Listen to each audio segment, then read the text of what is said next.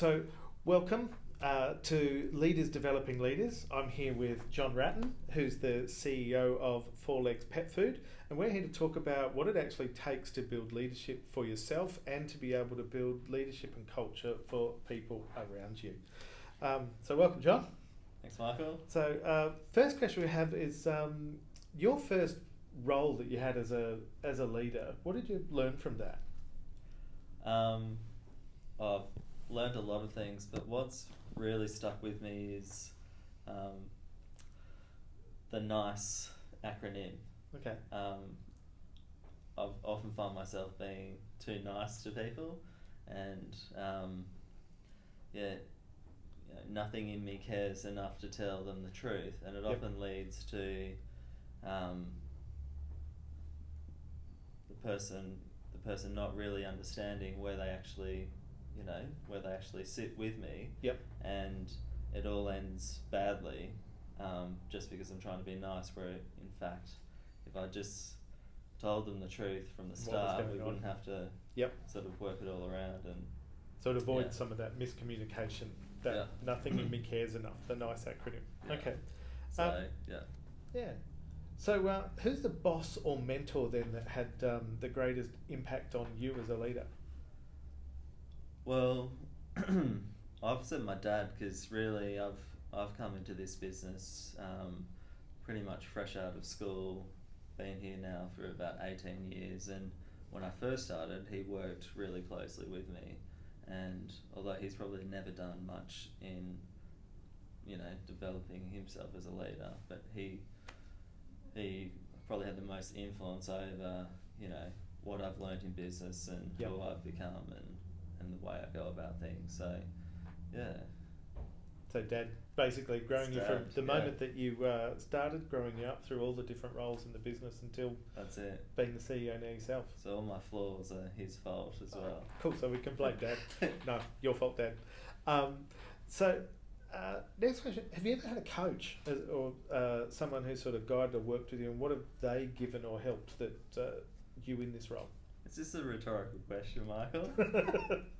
Absolutely. Well, you know the answer to that. I've only really had one coach, and it's you. And look, it's helped a lot. What's happened since you started with this business is it's been really amazing to experience. The whole leadership team now seems to be all thriving forward, where before we were we're just all working individually, I guess, and what it's meant is it's I don't know, there's more positivity going around. People are seeing that we're going somewhere. It's got a good feeling about it, whereas before it was I guess people just sort of maybe saw the family's passion and what we were trying to do, but like I said, it was probably more just individuals working. So part of that's actually sitting right behind you. The work that you've put together there around not just being family stuff, but being able to put that together and say, this is who we are and what we do. Cool. From a more generic leadership perspective then, is there someone that either in public life or you've read about or seen that you've either wanted to emulate or that you think is worthy of being seen as a good leader? There isn't sort of one figure that comes to mind, to be honest. But I guess I don't really read the books, but I listen to a lot of audio books from successful leaders and take bits and pieces from them. A few of the books you've recommended, Patrick Lencioni, that's the one. But also, I guess Richard Branson. I think his book was like The Virgin Way or something. Hearing about some of his insights. But those types. Cool. All right. So using smattering of a bunch of different things and how you can apply it here. It's not. Everyone's got too many flaws to just be like, I just want to be like him. Nice. So speaking of flaws then, we spoke about the things that are working and where it's going. What's the thing that you find most difficult in leading and managing team here at 4Legs? Well, I think it's being able to sort of build that environment where everyone feels like they can speak up, and although we've probably done a pretty good job of doing it, you still find yourself and situations where people are wanting, they're holding back because they don't quite feel it's safe to come forward with it, or so that, and I just think it's just being continuously working on that, working on making people feel comfortable, showing your own vulnerability, all those sorts of things. Yeah, to get other people to share and to be able to provide the feedback you're looking for. Yeah, and to know that it might seem bad, but it's not bad if it's sort of helping us all lift and move forward. Nice. Yeah. Yeah. So what then, opposite side of that coin, what's the most rewarding experience that you can think of as a leader or leading this group here at 4Legs?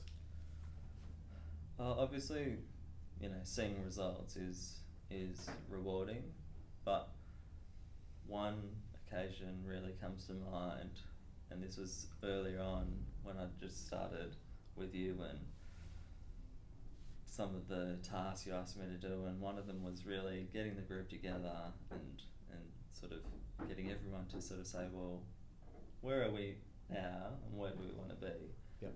And that whole experience for the whole group, you could just see the energy in the room lift afterwards, and I was just like, things are going to happen now. Like, it just felt like,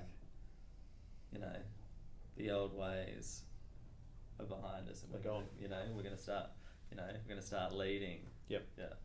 Nice. So, we've talked about what you find most difficult and then what's rewarding.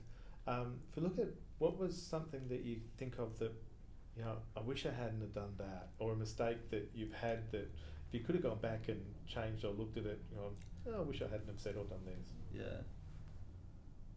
Yeah, it's a funny one. It really just comes back to probably keeping the wrong people on for me. Okay. When there's a lot of work to sort it out, and you might not ever sort it out, and in hindsight I can look back on a certain situation where once that person did finally move on, the impact it had on the rest of the group, being able to sort of lift and move forward because they're being held back. Yep. And I wish I'd sort of done something more about it rather than just trying to work through it. Yep. So funny you're talking about that lift, when somebody goes, that you don't notice the drag that they've had on you or on the business, and it can move forward so much faster. Yeah. Cool. Slightly different question now. If you had 3 new people that were coming on into your business, and there was something that you wanted to just make sure that they were across and they knew, so that they'd be successful in what they did, what is it that you'd make sure that they were taught or covered off or knew about you? So how important our values and vision are to the group. Yep. And I guess if they didn't feel like they aligned with it, it'd sort of be a good time to just decide to go different ways at that point in time. Yep. Rather than try and put a whole lot of time and energy into something that wasn't ever going to work. Yep.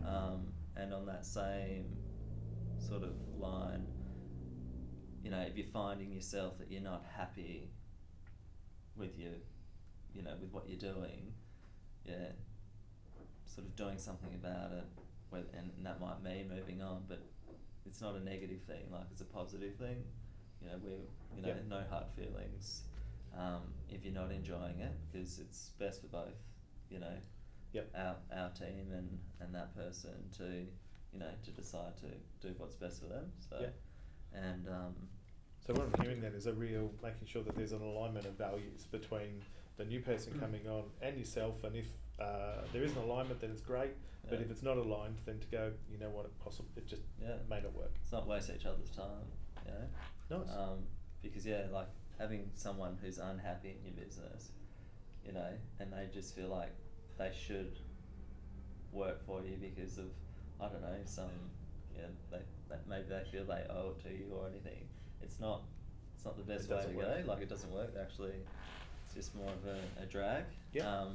And I guess one other thing which I find important is sometimes people feel like they should know how to do something, and so, rather than the fear of confessing, actually, I don't know how to do it, they might go and do it and end up actually causing more problems than if they just come forward, and letting them understand that there isn't sort of a wrong question or so getting past that fear of speaking up and saying something even though they might not know. Trying to get all that right at the start so that small mistakes don't become big mistakes and all those sorts of things. Cool.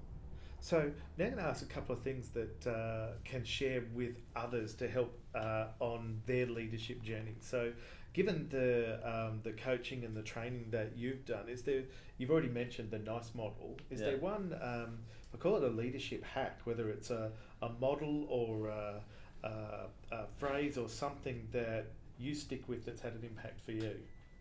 Sure. So the other good leadership hack, I think, is the Orebed model. Yep.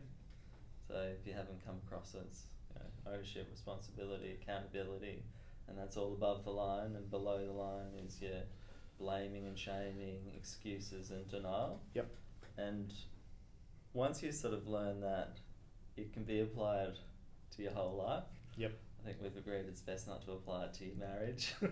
No, there's no blame there whatsoever. But I can certainly see it in even just some of my friends, and I don't necessarily sort of want to coach them, and I don't, but you can see how at times, like, they might be sort of living below the line and they don't see it. And they're stuck. Yeah, and if they could, if they did have this sort of leadership hack, it just makes those, you start to hear yourself being below the line or above the line, and it's a good one.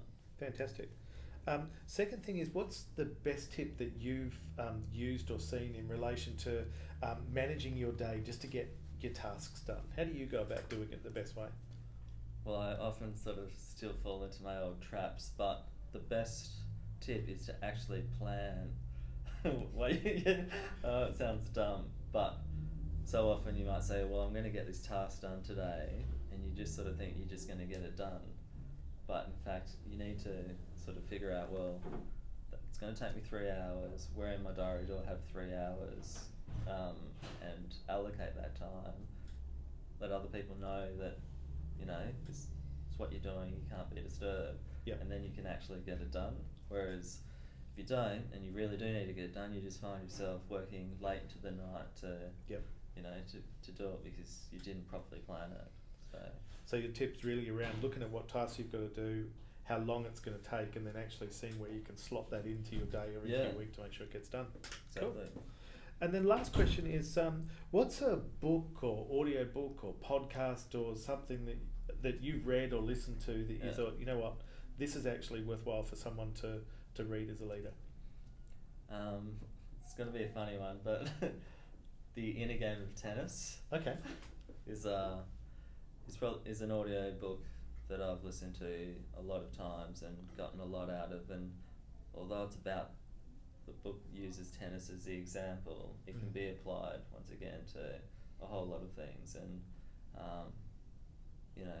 it helps you think differently how you go about tasks and things like that. So so really is around the mindset or the way in which you're approaching things to win. Yeah. Cool. John, thank you so much for your time. I wish you and 4Legs the best of luck. Thanks for your time. Pleasure. Thank you. Cheers, John.